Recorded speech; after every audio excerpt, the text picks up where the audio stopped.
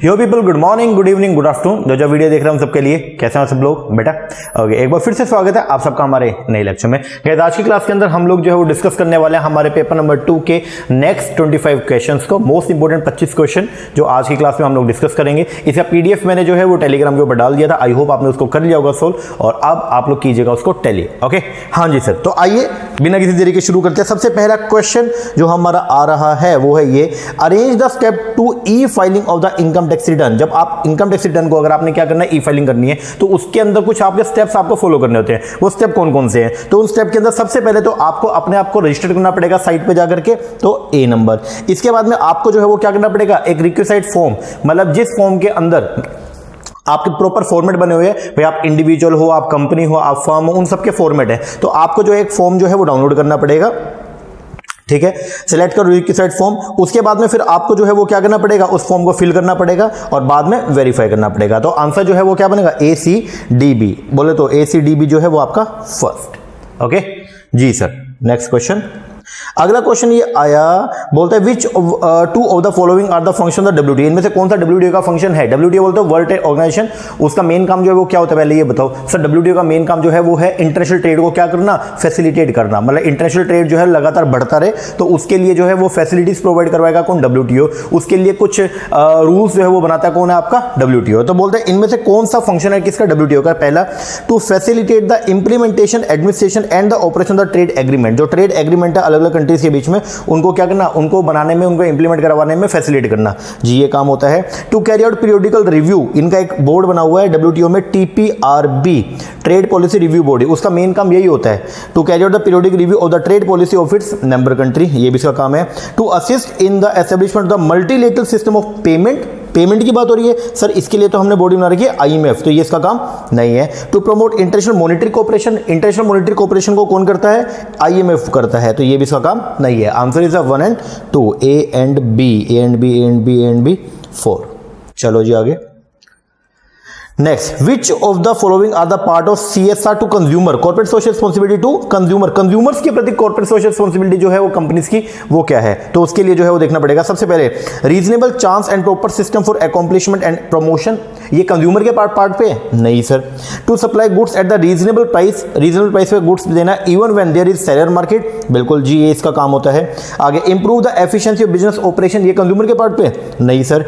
To provide an opportunity for being heard and redress genuine grievance, अगर कोई शिकायत है तो उसका निपटान करवाना, ये भी इसकी रिस्पॉन्सिबिलिटी बनती है। तो आंसर जो आएगा वो क्या आएगा, B and D, बोले तो सेकंड। आगे, arrange the following financial institution in ascending order. Ascending order के अंदर आपको जो है वो अरेंज करना था, तो असेंडिंग ऑर्डर में करेंगे तो देखिएगा, मतलब जो सबसे पहले आया वो सबसे पहले, मतलब वो फर्स्ट नंबर पे आएगा, उसके बाद ऐसे बढ़ता रहेगा।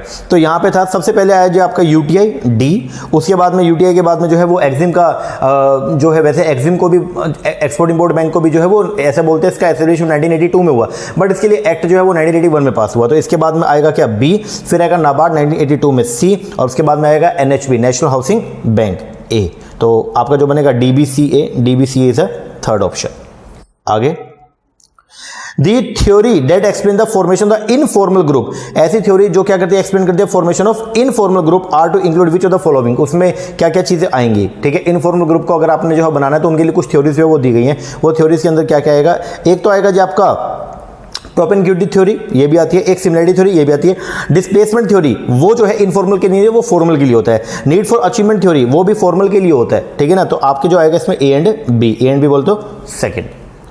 आगे, which of the following are correct in terms of the rate of TDS के बारे में बोलना है। Income by way of winning from horse race 30% होता है, यस होता है। इंश्योरेंस कमीशन का 5% भी है। रेंट ऑफ प्लांट मशीनरी का 2% है। रेंट ऑफ फर्नीचर का 5% है। तो जो सही है वो क्या, A and D, थर्ड।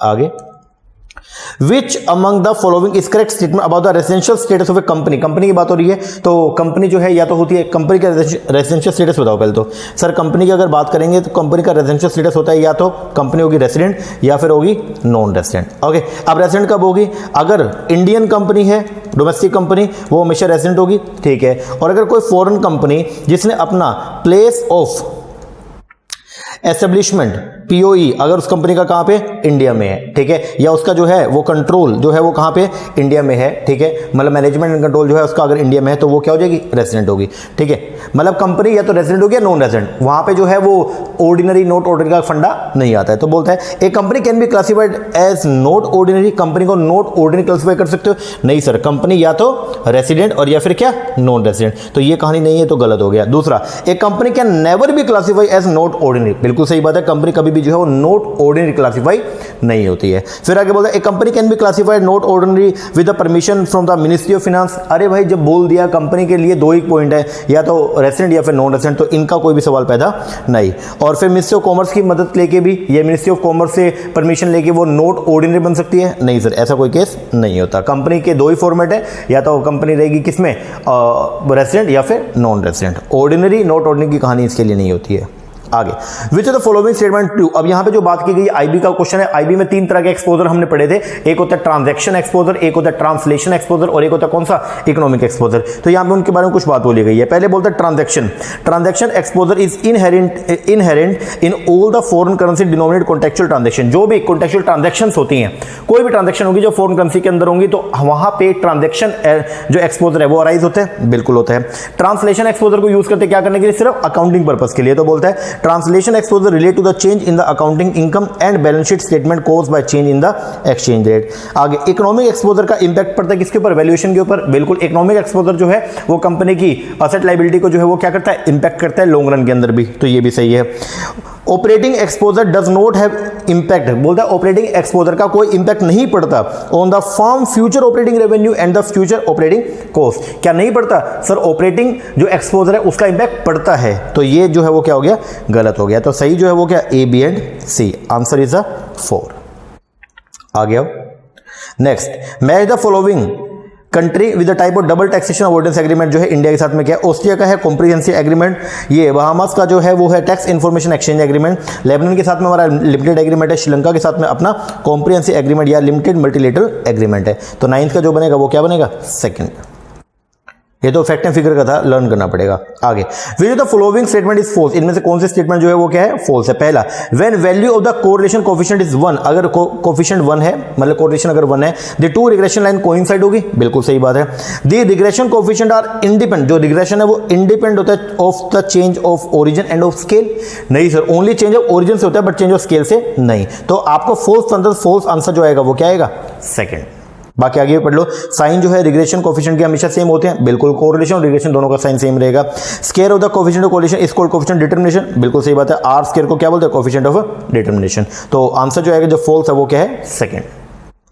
आगे, which of the following statement are true, इनमें से बताना है कौन से स्टेटमेंट जो है वो क्या है, ट्रू है। चलो, payback period method consist all cash flow, payback period एक मेथड में क्या सभी कैश फ्लो को लेके चलते हो, नहीं सर, जब तक रिकवरी नहीं होती तब तक के कैश फ्लो लेते हैं। एक बार अगर मान लो रिकवरी हो जाती है उसके बाद के कैश फ्लो को यहाँ पे इग्नोर करते हैं, तो ये तो आपका गलत हो गया। दूसरा, payback period method concern more with the recovery of the cost than the profitability, बिल्कुल सही बात है, यहाँ पे कॉस्ट रिकवरी की बात की जाती है। आगे, net present value represent net addition to the wealth of the share holder, NPV जो है वो ये बोलता है कि जितना नेट प्रेजेंट वैल्यू ज्यादा होगा उतना ही wealth of the share holder बढ़ेगा, बिल्कुल सही बात है। Accounting rate of return incorporate risk as well time value of money, sir accounting rate of return जो है वो टाइम वैल्यू ऑफ मनी को कंसीडर नहीं करता, तो ये आपका गलत हो जाएगा। तो आंसर जो बनेगा वो क्या बनेगा, बी एंड सी, बोले तो थर्ड।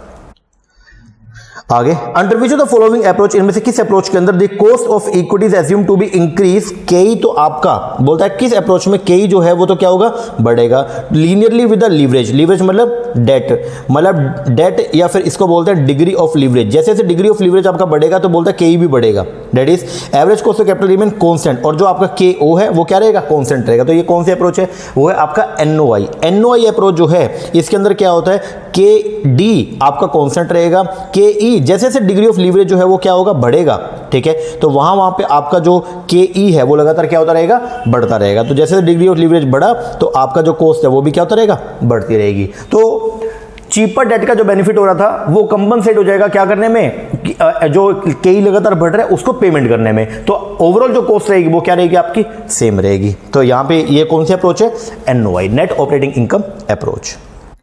आगे, which of the following is not a pre assumption about the negotiable instrument. तो बोलते हैं इनमें से कौन सी नेगोशिएबल इंस्ट्रूमेंट की प्री अजम्पशन नहीं है। डेट होना चाहिए, कंसिडरेशन होना चाहिए, स्टैम्प्ड होनी चाहिए, absolute and good title to the transferee को गुड टाइटल जाए ऐसा जरूरी नहीं है।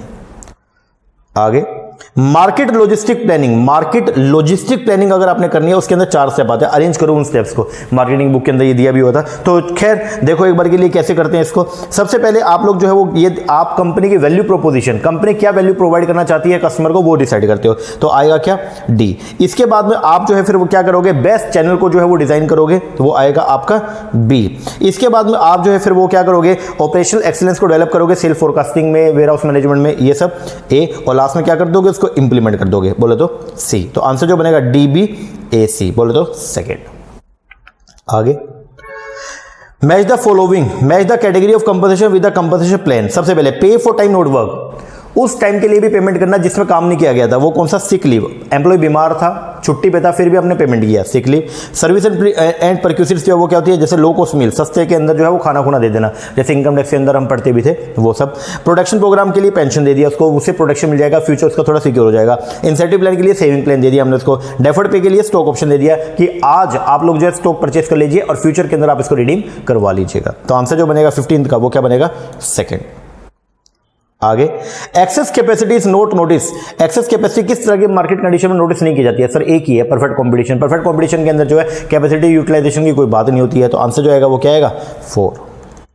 आगे, consumer behaviour does not consider which of the following. Consumer behaviour की जब हम बात करते हैं, जब एक कंज्यूमर किसी सामान को बाय करता है तो उस टाइम पे वो किन किन बातों को ध्यान में रखता है या वो कैसा बिहेवियर करता है, तो उसके अंदर ऑब्टेनिंग आएगा, कंज्यूमिंग आता है, डिस्पोजिशन। कंज्यूमर ये देखता है कि ऑब्टेन करना ईजी है मुश्किल है, कंज्यूम करना ईजी है मुश्किल है, डिस्पोज करना ईजी मुश्किल है, लेकिन प्रोडक्शन ऐसा कुछ भी नहीं है। तो आंसर जो है वो क्या आएगा, 4th आएगा।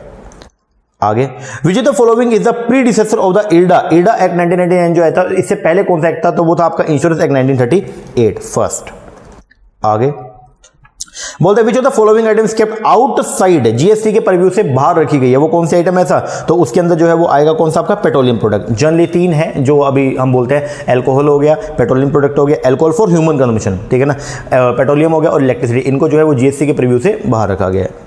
आगे, which of the following institution is not A part of the world bank group. इनमें से कौन सा वर्ल्ड बैंक ग्रुप, अगर बात करते हैं वर्ल्ड बैंक ग्रुप का, तो इसके अंदर 5 इंस्टीट्यूशन आते हैं, ठीक है। एक तो आता है आपका आईडीए, ठीक है, फिर एक आएगा कौन आपका, आईएफसी, फिर आएगा कौन, मिग्गा, फिर आएगा आईसीएसआईडी और एक आएगा आईबीआरडी। तो इनमें से कौन सा नहीं है, आईएमएफ, ये इसका पार्ट नहीं है। आगे, क्रेडिट वर्दिनेस स्कोर जो है इंडिया में वो किस रेंज के अंदर रहता है, वो लगभग आपका रहेगा कितने, 300 से 900 के बीच में, और 750 या उससे ऊपर अगर आपका सिविल स्कोर आ रहा है तो वो उसको बेटर माना जाता है।